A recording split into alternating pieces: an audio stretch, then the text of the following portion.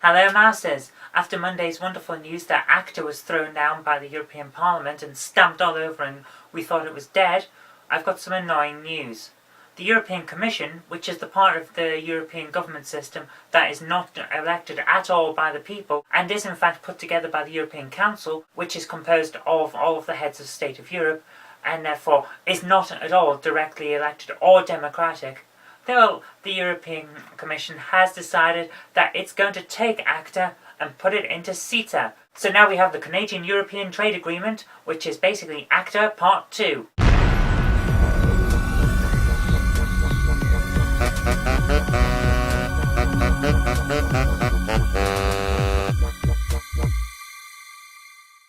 I don't know about you, but when I think of democratic process, I think that when people say no, and all of our democratically elected people, like the European Parliament, also say, well, the people say no, so we'll say no too.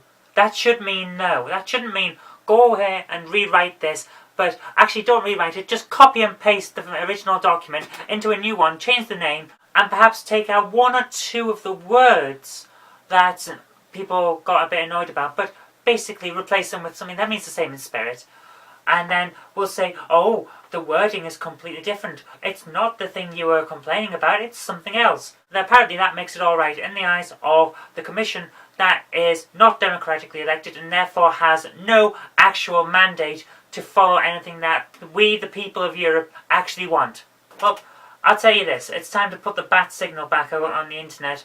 This has to be crushed now. It's not just affecting Europe anymore, it's a Canadian thing as well, and from there it will affect the rest of the world. There isn't a part of the planet that isn't going to get touched by the effects of this bastard thing. So what we have to do now is twofold. One, we have to write to our heads of state via our elected representatives. In the case of British people, write your MP and tell them that they've got to raise this in Parliament to say, what the hell do you, Cameron, who is leader of Britain and helped to elect the people on the European Commission, what the hell do you think you're doing? These people have to be stopped.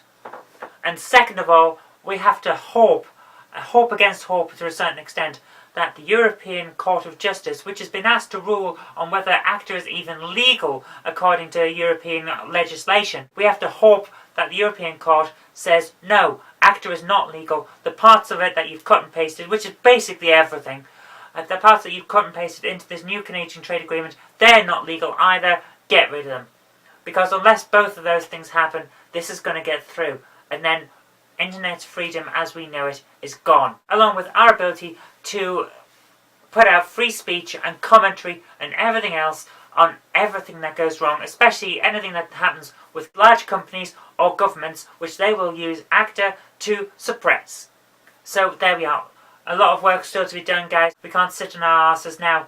So let's get to it. I'm off to write to my MP and I hope you are too. Okay, that's all I've got time for today. Please do share this video so everyone can hear that ACTA is still a problem and we're not out of the woods yet. Remember to click the like button and subscribe so you get more information in the future. Until next time, I've been Kirk-Robinson. You've been watching a video. I'm off to write to my MP. I'll see you tomorrow.